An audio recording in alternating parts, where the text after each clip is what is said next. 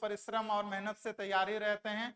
आदेश होते हैं तो सीधा फायर स्टार्ट हो जाता है और ना इधर का ना उधर का देखता है, जंग में कूद जाते हैं। उसी तरह से आपको एकदम तैयार होकर के रहना पड़ेगा। जैसे ही एग्जाम का एडमिट कार्ड, अब डायरेक्ट एडमिट कार्ड आएगा, जैसे ही डेट डिक्लेरेशन हुआ और एडमिट कार्ड आया, तब आपका सिलेबस पूर्ण रूप से कंप्लीट होना चाहिए और आपको वहां से रिवीजन या एक दो बार रिवीजन करके रखे, क्योंकि काफी वक्त काफी समय दे दिया है ऑलरेडी जेटेट ने। तो इसकी तैयारी किस तरह से करेंगे उसी पे हम लोग बात करेंगे, उसी पे चर्चा करेंगे, किस तरह से पढ़ेंगे। नमस्कार दोस्तों, आज हम लोग बात करेंगे जेटेट सिलेबस को लेकर के और झारखंड टीचर एलिजिबिलिटी टेस्ट, जिसका पूरा सिलेबस हिंदी में हम बता रहे हैं, आप लोगों को समझाने की कोशिश कर रहे हैं कि किस तरह से पैटर्न है इसका एग्जाम का। जल्दी से जल्दी चैनल को सब्सक्राइब कर दीजिए ताकि आगे का जो भी नोटिफिकेशन है वो आपको मिलता रहे।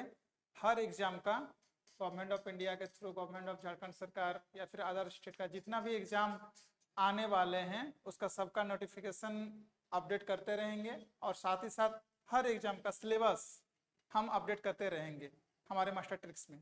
तो चलिए देरी ना करते हुए जल्दी से आज का वीडियो स्टार्ट करते हैं। तो जेटेट की सिलेबस है क्या मुख्य रूप से, तो ध्यान से देखिए इसमें परीक्षी संरचना एग्जाम पैटर्न किस तरह से है। अगर इसको ध्यान से थोड़ा देखेंगे तो एग्जाम पैटर्न इसका बना हुआ है दो पेपर होते हैं। किस किस के लिए पेपर होते हैं, तो पेपर 1 होते हैं कक्षा 1 से 5 तक, यानी कि ये प्राइमरी लेवल का होता है। ठीक है, प्राइमरी लेवल का होता है कक्षा 1 से लेकर के 5 तक। वहीं कक्षा 6 से लेकर के कक्षा 8 तक पेपर 2 होता है, जो कि उच्च माध्यमिक शिक्षक के लिए होते हैं। प्रश्न की अगर देखा जाए तो पेपर 1 में यानी कि 1 से लेकर के 5 तक 150 क्वेश्चन, इसमें भी 150, 150, 150 दोनों में बराबर क्वेश्चन रहता है। अंक भी उतना ही रहता है और समय भी 2.5 घंटे का ही रहता है दोनों पेपर का। आप दोनों पेपर एक साथ भर सकते हो या अलग अलग भी भर सकते हैं। बीएड वाले लोगों के लिए, डीएलएड वाले लोगों के लिए अलग अलग भी आप ये चीज भर सकते हैं और एक साथ भी दोनों पेपर को भर सकते हैं। अब है तो हर प्रश्न के लिए आपका 1 अंक होगा जिसमें नेगेटिव मार्किंग नहीं होगा। नेगेटिव मार्किंग नहीं होने का कारण है कि इसमें एक मोटिवेशनल काम होता है कि बिना डर का आप टिक कर सकते हैं। यानी कि अगर इसमें डाउट होते हैं 50-50 का चांस भी आप ले सकते हैं, लेकिन ओवरऑल अगर देखा जाए तो रेशियो देखा जाता है। ठीक है, चलिए अब हम लोग जल्दी से पेपर 1 सिलेबस को देखते हैं। इसमें पेपर 1 में 1 से लेकर के 5 तक पढ़ना क्या है, क्या क्या पढ़ना है। और अगर हम अंदाज से पढ़ेंगे तो बहुत सारा चीज पढ़ना पड़ता है, लेकिन अगर एक रूटीन वाइज एक सिलेबस को अगर हम लोग जान लेते हैं और पिछला सिलेबस को थोड़ा देख लेते हैं, पिछला जितना भी जेटेट का एग्जाम हुआ है उसके क्वेश्चन आंसर देख लेते हैं, तो कहां कहां से प्रश्न पूछा जाता है, कौन कौन सा चैप्टर से ज्यादा प्रश्न पूछे जाते हैं, तो सिलेबस क्या करता है वो आसान कर देता है। तो आइए हम आज उसी चीज के बारे में आप लोग बताएंगे और साथ ही साथ इसका क्वेश्चन प्रैक्टिस भी थोड़ा सा कर लेंगे टॉपिक वाइज कि किस तरह से प्रैक्टिस या किस तरह से टॉपिक को पढ़ेंगे या क्लियर करेंगे। तो पहला जो है 1 to 5 के लिए बाल विकास और शिक्षा शास्त्र। बाल विकास और शिक्षा शास्त्र के अंतर्गत हम लोग को क्या क्या पढ़ना पड़ता है, तो बच्चों की विकास और सीखने की प्रक्रिया, फिर सीखने में कठिनाई, व्यक्तिगत अंतर इंडिविजुअल डिफरेंस क्या क्या होता है, मूल्यांकन और आकलन का, उसके बाद आरईटी 2009 का, परिवेश और 2016 का दोनों ही पढ़ना पड़ता है। ठीक है, उसके बाद ये हो गया पहला। अब इसके बाद हम लोग को क्या पढ़ना पड़ रहा है, तो भाषा में पढ़ना पड़ रहा है हिंदी, इंग्लिश या उर्दू पेपर 1 भाषा में, जिसमें आपका गद्य और पद्य दोनों आएंगे, अदृश्य पैसेज रहेंगे, व्याकरण रहेंगे। व्याकरण में क्या क्या पढ़ना है, पूरा व्याकरण नहीं पढ़ना है दोस्तों, क्या क्या पढ़ना है, संज्ञा पढ़ना है, सर्वनाम पढ़ना है, काल पढ़ना है, वाक्य संरचना आदि थोड़ा थोड़ा करके पढ़ना है। उसके बाद क्या पढ़ना है, मुहावरे पढ़ना है, पर्यायवाची शब्द पढ़ना है, विलोम पढ़ना है और भाषा शिक्षा की विधियां पढ़ना है। तो कुल मिलाकर के देखा जाए तो बहुत शॉर्ट सिलेबस पढ़ लेना है। उसके बाद क्षेत्रीय भाषा में आपका जो तीसरा पॉइंट है, उसमें क्षेत्रीय भाषा भी यहाँ पे लेना पड़ता है। क्षेत्रीय भाषा में आप अपने हिसाब से उस चीज को ले सकते हैं, है ना, बांग्ला, संथाली हो, कुड़माली, वो जो आप भाषा, संस्कृत जिस भाषा में है उस चीज आपको ले सकते हैं, हिंदी भी है। तो इसमें गद्यांश और पद्यांश से प्रश्न पूछे जाते हैं, व्याकरण से खासकर ज्यादा सवाल पूछे जाते हैं, और भाषा शिक्षा अधिनियम पढ़ना पड़ता है जो आप पेपर 2 में लिए हुए हैं। भाषा 2 के लिए जो पेपर का आप चयन किए हैं उसका आपको पढ़ना पड़ेगा। अब आते हैं उसी में, अब चौथा में क्या होता है, गणित से ये सेक्शन जो बटा हुआ है, तो चौथा में क्या आपको गणित पढ़ना पड़ेगा। गणित में भी पूरा गणित नहीं, बेसिक गणित पढ़ना पड़ेगा, क्योंकि 1 to 5 एक से क्लास 1 से लेकर के क्लास 5 तक बच्चों के लिए बेसिक गणित ही आवश्यक होती है, और ये बेसिक चीजें हम लोग को सिखाने की पड़ती है, तो हम लोग को भी बेसिक ही पढ़ना पड़ेगा। ठीक है, तो बेसिक में क्या क्या है, तो नंबर सिस्टम है, जोड़ा है, घटाव है, गुना है, भागा है। उसके बाद माप में लंबाई, वजन, समय, घनफल और क्षेत्रफल। फिर डेटा हैंडलिंग में तालिका और ग्राफ दिया जाता है, और आकृतियां एवं स्थानिक समझ, रीजनिंग का थोड़ा सा अगर बोला जाए तो उसमें समझ में आ जाते हैं। उसके बाद हम लोग का ईवीएस पढ़ना है, पेपर 1 to 5 में ही, जो पार्ट 5 में पर्यावरण अध्ययन, उसके तहत क्या क्या पढ़ना पड़ता है ना, भोजन, जल, आश्रय, स्वच्छता, पौधे और जानवर के बारे में, परिवहन और संरचना के बारे में, संचार के बारे में, प्राकृतिक संसाधन के बारे में, और पर्यावरणीय संतुलन, किस तरह से पर्यावरण को संतुलित बना करके रखें, इसके बारे में हम लोग को पढ़ना पड़ेगा। ठीक है, ये हो गया आपका क्लास 1 to 5 के लिए। क्लास 1 to 5 के लिए ये सिलेबस है ना, 1 to 5 के लिए इसमें क्या क्या पढ़ना पड़ रहा है, एक बार फिर से रिपीट कर दे रहे हैं। क्लास 1 to 5 के लिए आपका बाल विकास एवं शिक्षा शास्त्र यानी कि चाइल्ड डेवलपमेंट एंड पेडागोगी का एक पढ़ना पड़ रहा है। उसमें भी क्या क्या पढ़ना पड़ता है, मूल रूप से बच्चों का विकास और सीखने की प्रक्रिया के साथ रिट 2009 से लेकर 2016 वाला पढ़ना पड़ता है। भाषा 1-2 ये अपने भाषा में होगा, जो आप भाषा एक तो हिंदी इंग्लिश कॉमन है, उसके बाद उर्दू जो भी आप रख सकते हैं। दूसरी में क्या है कि ये आपका अपना क्षेत्रीय भाषा, ये अनिवार्य है। ठीक है, उसके बाद गणित है और पर्यावरण विज्ञान है, अध्ययन है, इसको आप लोग आराम से कर सकते हैं। और हम लोग इसको एक एक टॉपिक, हम आप लोग को एक एक पार्टिकुलर वीडियो लेके आएंगे, एक एक सब्जेक्ट का एक एक पार्ट में। जैसे बाल विकास एवं शिक्षा शास्त्र में बच्चों का विकास और सीखने की प्रक्रिया, एक एक चैप्टर में, एक एक अध्याय में कम से कम 150-100 क्वेश्चन लेकर के भी आएंगे आगे चल करके। तो जल्दी से चैनल को सब्सक्राइब कर दीजिए, लाइक कर दिए और कमेंट करना ना भूलिए। ठीक है ना, हम आप लोग के लिए ये सारे चीज लेकर के आ रहे हैं मेहनत के साथ। अब आते हैं आप लोग के आसानी के लिए पेपर 2।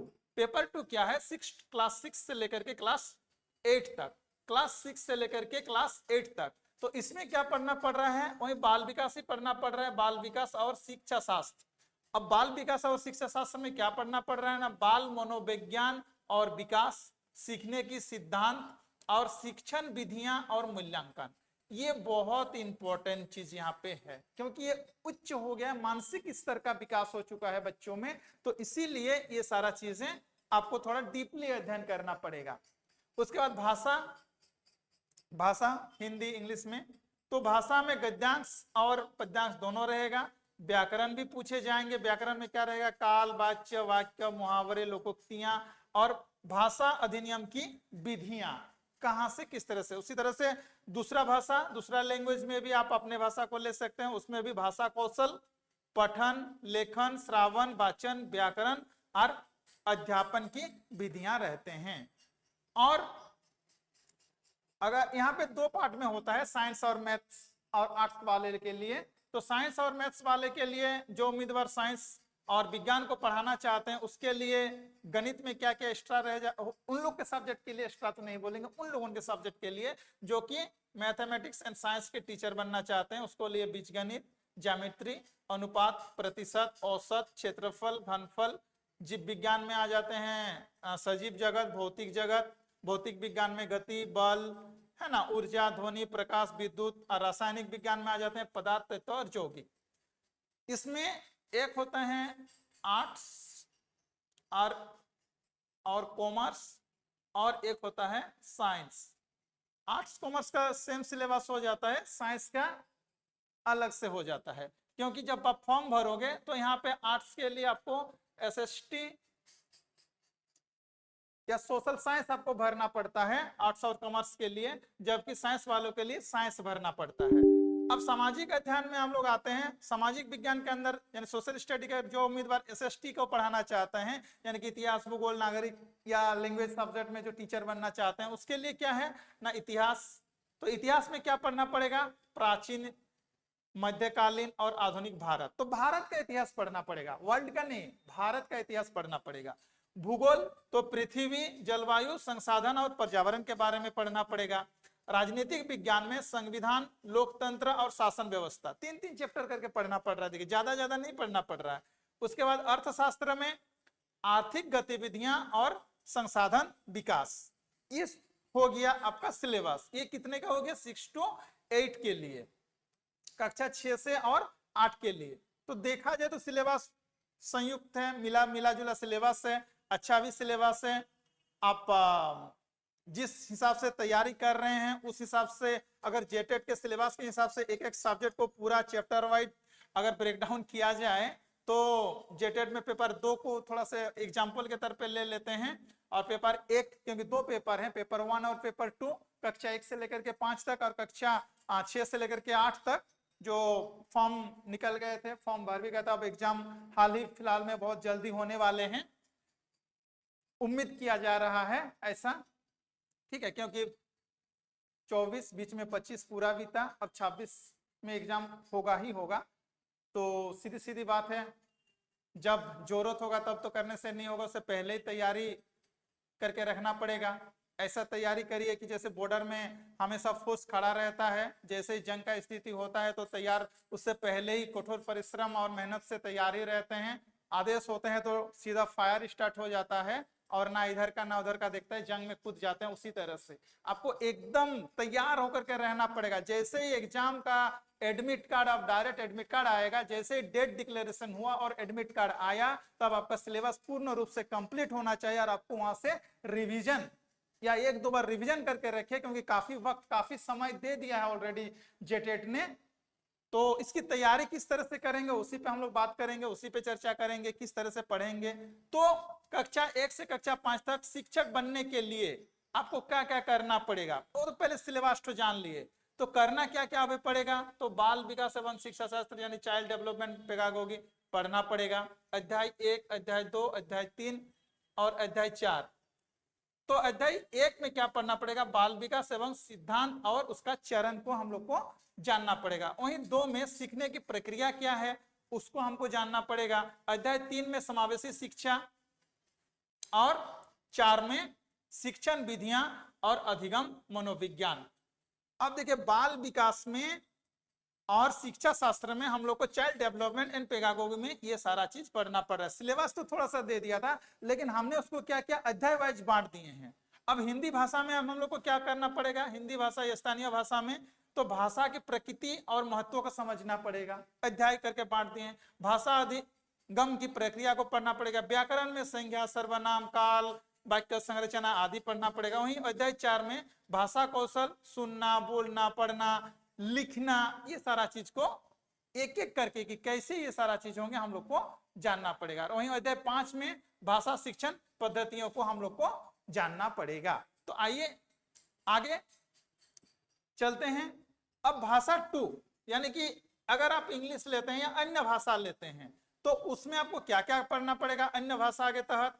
तो बेसिक, जैसे कि यहाँ पे उदाहरण के तौर पर मैंने इंग्लिश का लेकर के दिए हैं, तो उदाहरण के तौर पर अगर इंग्लिश का लेकर के चलते हैं तो बेसिक ग्रामर पढ़ना पड़ेगा, ठीक है ना। कॉम्पोजिशन, पैसेजेस पढ़ना पड़ेगा। लैंग्वेज स्किल क्या क्या है, बोलना, सुनना, रीडिंग करना, लिखना, वो चीज। फिर अध्याय 4 में पेडागोगी ऑफ लैंग्वेज लर्निंग को पढ़ना पड़ेगा, यानी कि भाषा 1 और भाषा 2 में यही डिफरेंट है अगर देखा जाए तो।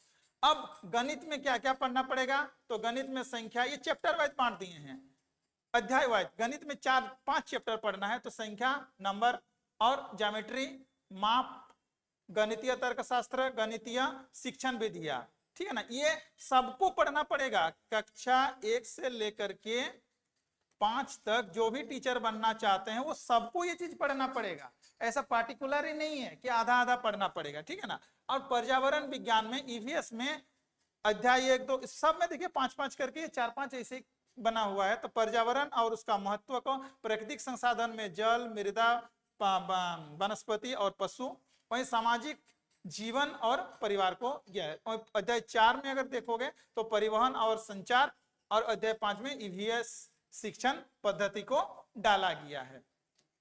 अब पेपर 2 में देखिए कक्षा 6 से लेकर के 8 तक का शिक्षक बनने के लिए आप लोग को क्या क्या, हम लोग को अब इसको अध्याय वाइज बांट दिए हैं। उस टाइम तो अध्याय वाइज नहीं बांटे थे, पहला जो सिलेबस बता रहे थे क्या क्या पढ़ना है खाली वो बता दिए थे, लेकिन यहाँ पे आपको एक एक अध्याय वाइज बांट करके हम पार्ट पढ़ के, क्यों बोले हैं एक एक पार्ट का हम वीडियो लेकर के आएंगे, साथ ही साथ उसका क्वेश्चन सेट भी लेकर के आएंगे ताकि पढ़ने में और समझने में आसानी हो जाए। तो देरी ना करते हुए फिर से एक बार बोल रहे हैं कि चैनल को सब्सक्राइब कर दीजिए, लाइक और कमेंट जरूर करते रहिए ताकि मैं आपके लिए और बढ़िया से इस सेशन ला सके आगे चल करके। तो बाल विकास और शिक्षा शास्त्र में आपको क्या क्या पढ़ना पड़ेगा? तो पहला किशोरावस्था और विकास के चरण, दूसरा अधिगम सिद्धांत, तीसरा अध्याय में प्रेरणा, बुद्धि और व्यक्तित्व, चौथा अध्याय में समावेशी शिक्षा और विशेष आवश्यकता वाले बच्चे, और पांचवा में शिक्षण विधियां और कक्षा प्रबंधन हम लोग को पढ़ना पड़ेगा। वहीं भाषा 1 और भाषा 2 में, भाषा 1 में हिंदी के साथ आप कोई भी स्थानीय भाषा का अगर लेते हैं तो ऊपर जैसे ही लेकिन उच्च स्तर का ये होता है, जैसे बताए थे पहले भी उसी तरह सही है। अब भाषा 2 में इंग्लिश में जो था, जो बताए थे grammar plus pedagogy plus comparison, ये सारा चीजें हैं। और गणित एवं विज्ञान के लिए तो इसमें इन लोगों का अलग से पढ़ना पड़ता है। अलग से क्या क्या पढ़ना पड़ता है? तो गणित में संख्या प्रणाली, बीजगणित, ज्यामिति, त्रिकोणमिति, सांख्यिकी, और वहीं विज्ञान में भौतिकी, रसायन, जीव विज्ञान। भौतिक में क्या पढ़ना है? गति, बल, ऊर्जा, पदार्थ तत्व, रसायन, अभिक्रियाएं, कोशिका, पादप, जंतु और मानव शरीर। और सामाजिक विज्ञान में क्या करना पढ़ना पड़ रहा है 5वें पार्ट में? जो साइंस का टीचर बनेगा उसके लिए इतना दूर हो गया, लेकिन जो आर्ट्स का टीचर बनेंगे, आर्ट्स का मतलब है यहाँ पे 6 to 8 में जो सोशल साइंस पढ़ाएंगे या लैंग्वेज सब्जेक्ट में पढ़ाएंगे, उन लोग को ये वाला चीज पढ़ना नहीं पड़ेगा। उन लोग को सिर्फ 1, 2, 3 और ये वाला चीज पढ़ने से हो जाएगा। सामाजिक विज्ञान यानी कि सोशल स्टडीज में, इतिहास में प्राचीन, मध्यकालीन, आधुनिक भारत पढ़ना पड़ेगा। भूगोल में पृथ्वी, जलवायु, प्राकृतिक संसाधन और नदियां पढ़ना पड़ेगा, ठीक है ना। और नागरिक शास्त्र में संविधान, लोकतंत्र और अर्थव्यवस्था पढ़ना पड़ेगा। 150 क्वेश्चन आएंगे, हर क्वेश्चन में 150 नंबर रहे, एक एक क्वेश्चन में एक एक नंबर रहेगा, यानी कि 150 क्वेश्चन में 150 नंबर रहेंगे। 150 क्वेश्चन 150 नंबर। तो पेपर 1 का पहला विषय क्या है? बाल विकास एवं शिक्षा शास्त्र। तो पेपर 1 का पहला विषय बाल विकास एवं शिक्षा शास्त्र का, चलिए एक चैप्टर वाइज हम लोग इसको पहले पढ़ते हैं, कहानी टाइप से इसको पढ़ते हैं, और कहानी टाइप से पढ़ने के बाद हम लोग इसको क्या करते हैं, इसका क्वेश्चन आंसर भी हम लोग करेंगे।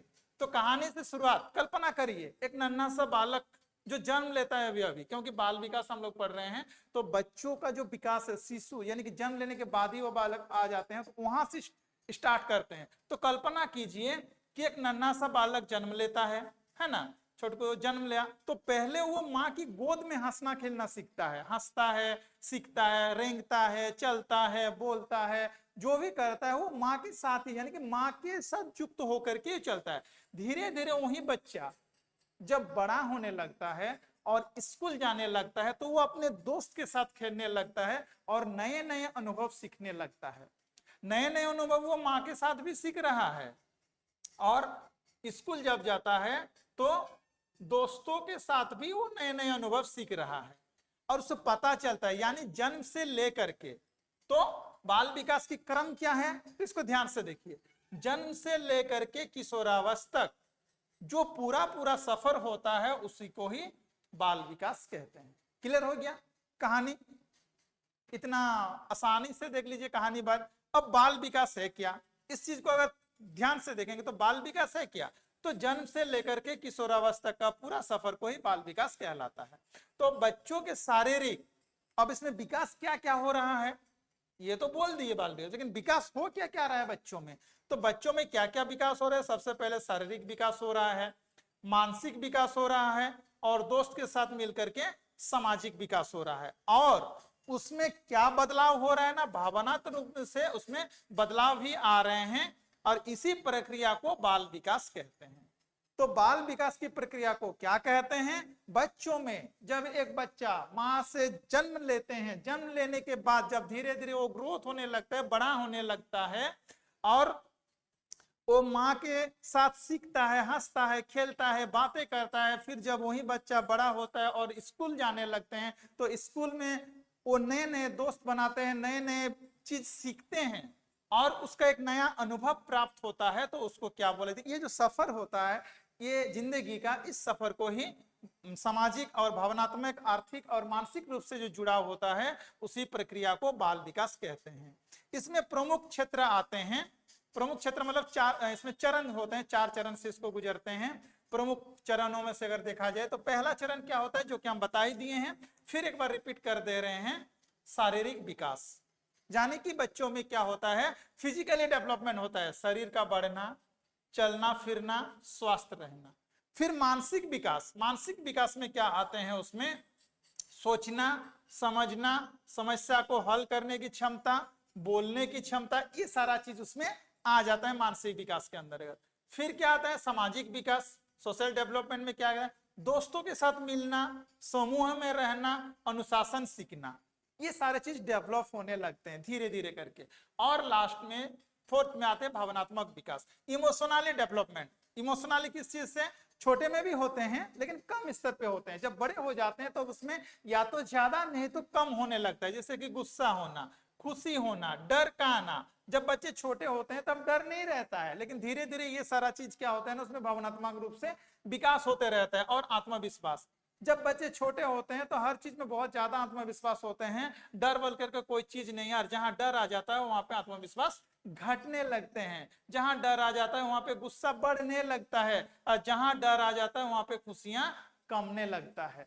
तो इस चीज में बच्चों में नहीं होता है ये डर, इसीलिए बच्चे हमेशा खुश रहते हैं, बच्चे हमेशा आत्मविश्वास से रहते हैं, बच्चे गुस्सा नहीं करते हैं, कम करते हैं।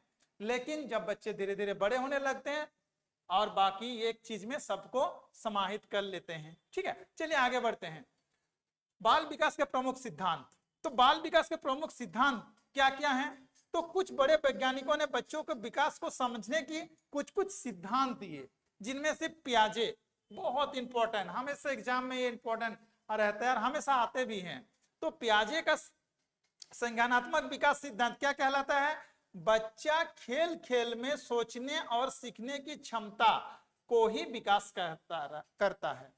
4 चरण, संवेद विगति, पूर्व सक्रियात्मक, ठोस सक्रियात्मक और औपचारिक सक्रियात्मक होता है। उसके बाद कोलनबर्ग, कोलनबर्ग का नैतिक विकास सिद्धांत, बच्चा धीरे धीरे अच्छा बुरा समझना सीखता है, जैसे पहले डर से सच बोलते हैं, बाद में नैतिकता से सच बोलते हैं।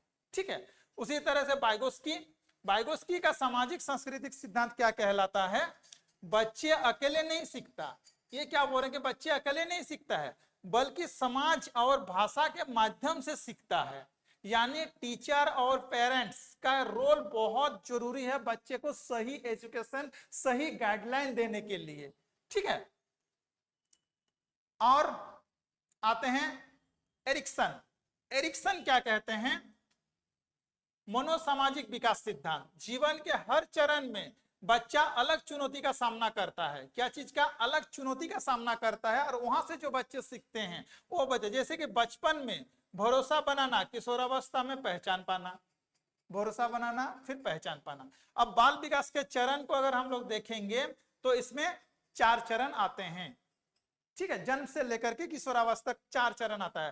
पहला आता है शैशवावस्था। शैशवावस्था 0 से 2 वर्ष तक होते हैं, जिसमें बच्चे सिर्फ माँ का ही ऊपर डिपेंड रहता है और माँ का ही दूध पीते हैं। ठीक है, उसके बाद इसमें रेंगना, बोलना और थोड़ा बहुत चलना सीख जाता है बच्चा।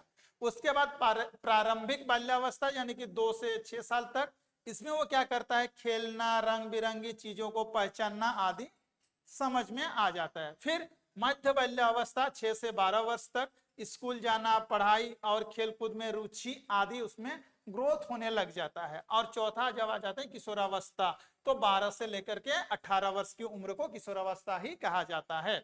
इसमें बच्चों में सबसे इंपॉर्टेंट जो बदलाव होते हैं वो शारीरिक बदलाव होते हैं, आत्मनिर्भरता और पहचान बनाने का एक होड़ सा आ जाता है।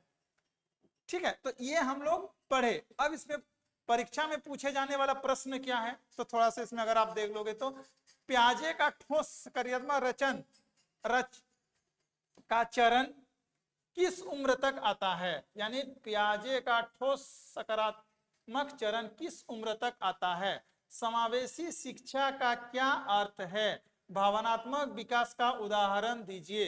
तो जल्दी से कमेंट बॉक्स में इसका आंसर दे दीजिए। आगे हम लोग चलते हैं। अब हम लोग आगे क्या करेंगे ना, ये जो अभी पढ़े हम लोग एक चैप्टर, इसका हम लोग क्वेश्चन आंसर करते हैं 50 टू। अब आपको मैं वही 50 MCQ में 4 विकल्प के साथ जिसमें उत्तर भी दिया हुआ है, मैं आप लोग को जो ये सारे प्रश्न अभी तक अगर देखा जाए जेटेट सीटेट और जो टेट जितने भी अदर स्टेट का है वहां भी पूछा जाता है। ठीक है, तो बाल विकास एवं शिक्षा शास्त्र यानी कि चाइल्ड डेवलपमेंट एंड पेडागोगी अध्याय 1 बाल विकास। तो चलिए 50 प्रश्न हम लोग जल्दी जल्दी सॉल्व करते हैं। बाल विकास का सही अर्थ क्या है, तो बाल विकास का जो सही अर्थ है केवल शारीरिक विकास ये तो होगा नहीं, है ना, केवल मानसिक विकास ये भी होगा नहीं, केवल सामाजिक परिवर्तन ये भी नहीं होगा, तो कौन वाला होगा, संपूर्ण व्यक्तित्व विकास ही बाल विकास कहलाता है। दूसरा में बाल विकास की प्रक्रिया कैसे होती है, तो बाल विकास की प्रक्रिया रैखिक अस्थायी बाधित, तो ये होगा नहीं, ये भी नहीं होगा, ये भी, तो आंसर क्या होगा, निरंतर, वो कंटिन्यू ग्रोथ होते जाता है। पियाजे के अनुसार संवेदनशील चरण किस उम्र तक रहता है, तो सबसे शुरुआत वाला जो है वही, यानी कि 0 से 2 वर्ष तक रहता है। ठीक है, उसके बाद सीखने की प्रक्रिया मुख्यतः किससे प्रभावित होते हैं, सीखने की प्रक्रिया केवल शिक्षक पर नहीं, केवल माता पिता पर नहीं, केवल खेलने पर यह भी नहीं, तो ये होता किससे प्रभावित कहाँ होता है, शिक्षक पढ़ा दिया लेकिन उसके साथ जो ग्रुप बैठा हुआ है उससे भी प्रभावित होते हैं, जहां वो जा रहे हैं, यानी कि वो जिस वातावरण में रह रहा है और वातावरण से सीख करके जो अनुभव पैदा कर रहा है, अनुभव अपने अंदर समेट रहा है, उससे उसके किस चीज में प्रभाव पड़ रहा है, सीखने की प्रक्रिया में। और ये क्या करता है, उसको प्रभावित भी करता है, यानी कि ग्रोथ भी कराता है और डाउन भी करा देता है। उसके बाद एरिक्सन के अनुसार किशोरावस्था का मुख्य संघर्ष क्या है, तो किशोरावस्था में बोला जाता है कि खून गर्म होता है ना, तो भरोसा बनाम आत्मविश्वास एकदम पूरा लबालब भरा हुआ रहता है, और आत्मनिर्भरता बनाम लज्जा, पहल बनाम अपराध बोध, तो होता है ये सारा चीजें। लेकिन मेन बात क्या होता है, किससे ऊपर सबसे ज्यादा किशोरावस्था में ध्यान, कि अपना नाम फेम करने का, अपना पहचान बनाने का, और यहीं पे क्या हो जाता है, वो अपना जो रोल होता है या यूं कहे अपना जो नियम होता है वो भूल हो जाता है और भ्रमित हो जाता है। और इसीलिए किशोरावस्था को जीवन का एक सबसे ज्यादा संघर्ष वाला अवस्था कहा गया है। वाइगोत्स्की ने किस पर जोर दिया, तो वाइगोत्स्की ने किससे, भाषा और समाज पे सबसे ज्यादा जोर दिया, बच्चों के लिए, क्योंकि प्रकृति तो है, ये है, केवल परिवार भी नहीं और अनुवंशिकता भी उसके ऊपर प्रभाव नहीं पड़ता है। नैतिक विकास का सिद्धांत किसने दिया, तो नैतिक विकास का सिद्धांत कोल्हनबर्ग ने दिया है। ठीक है, अब आते हैं संज्ञात्मक विकास का सिद्धांत किसने दिया, तो संज्ञात्मक विकास का सिद्धांत पियाजे ने दिया, यहाँ पे पियाजे ने दिया।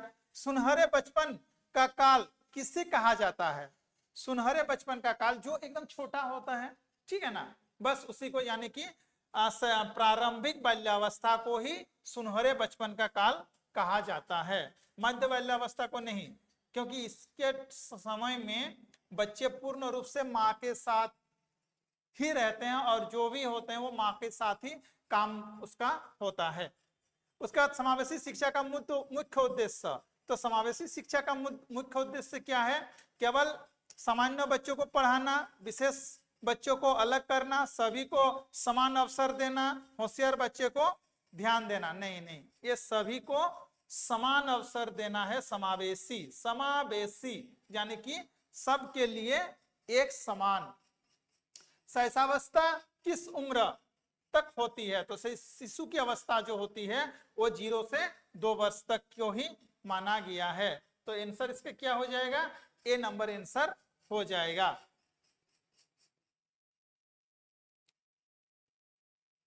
जोन ऑफ प्रॉक्सिमल डेवलपमेंट किसका सिद्धांत है?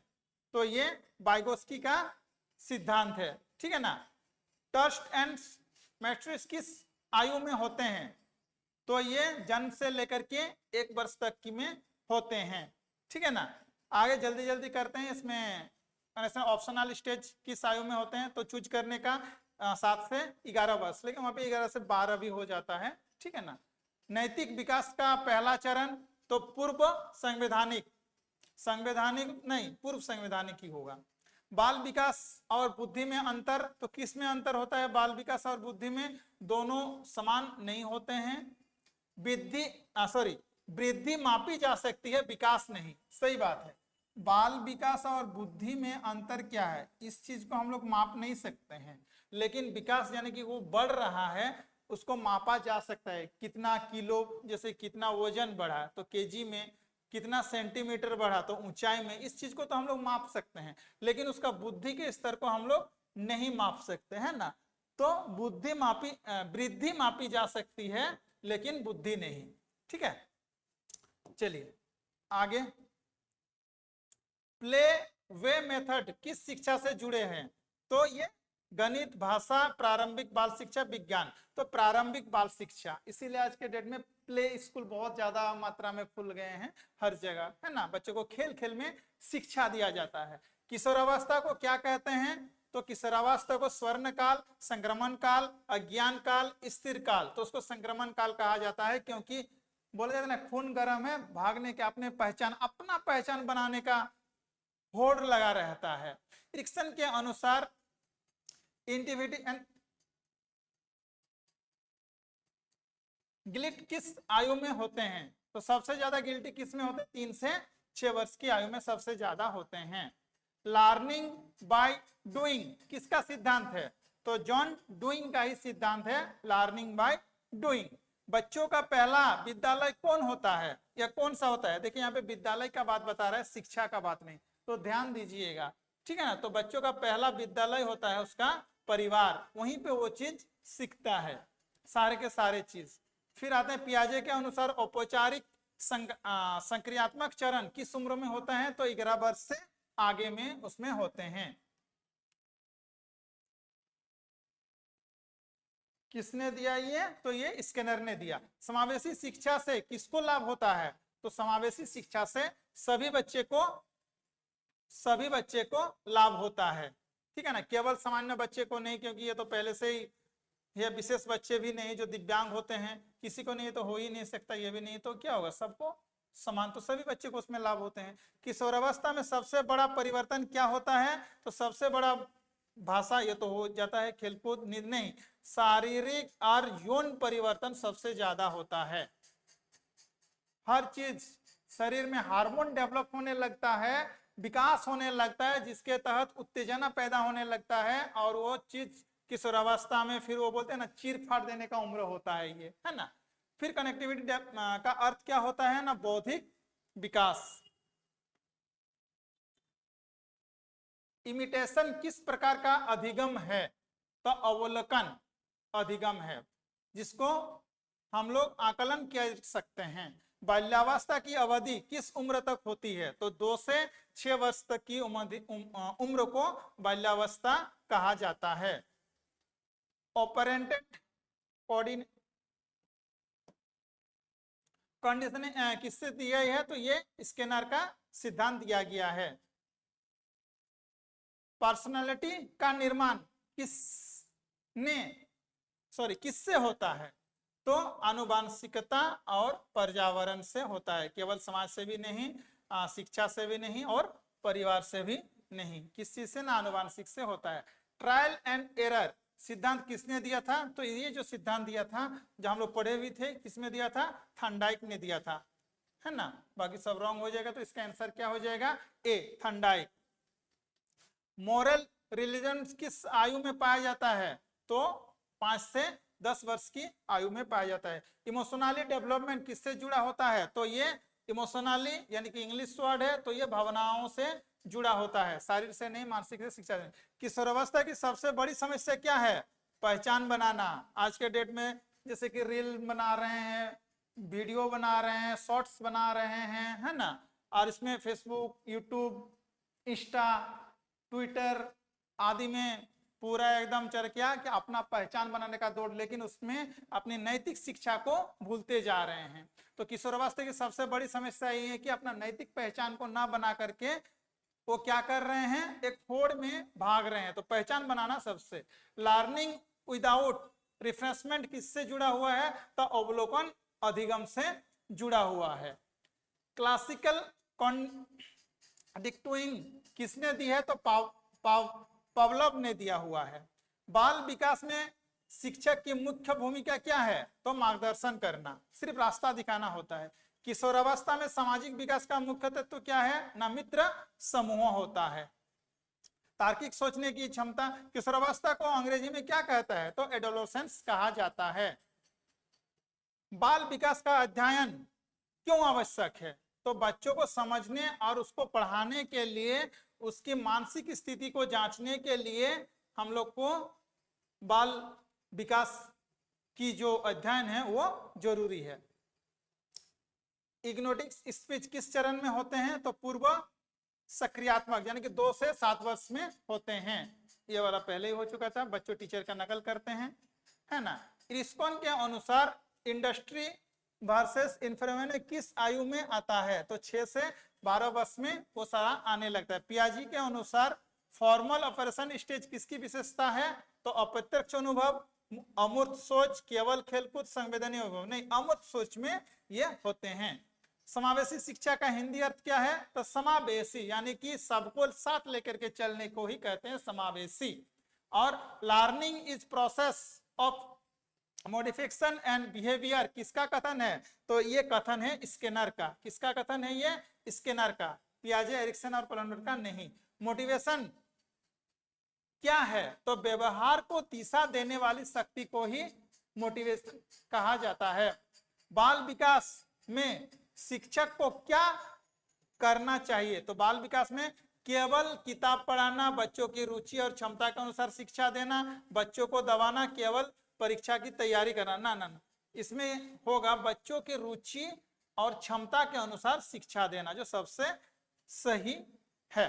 तो जेटेड बाल विकास एवं शिक्षा शास्त्र पहला जो हम लोग का था वो यहीं पे समाप्त होता है। इसके बाद अध्याय 2 सीखने की प्रक्रिया को कहानी शैली में हम लोग फिर से आगे पढ़ेंगे। आज के लिए इतना ही। आप लोग जल्दी से चैनल को सब्सक्राइब कर दीजिए और हमारे साथ बने रहने के लिए वीडियो में धन्यवाद। जय हिंद, जय भारत। मिलते हैं जल्द ही नेक्स्ट वीडियो में। Thank you.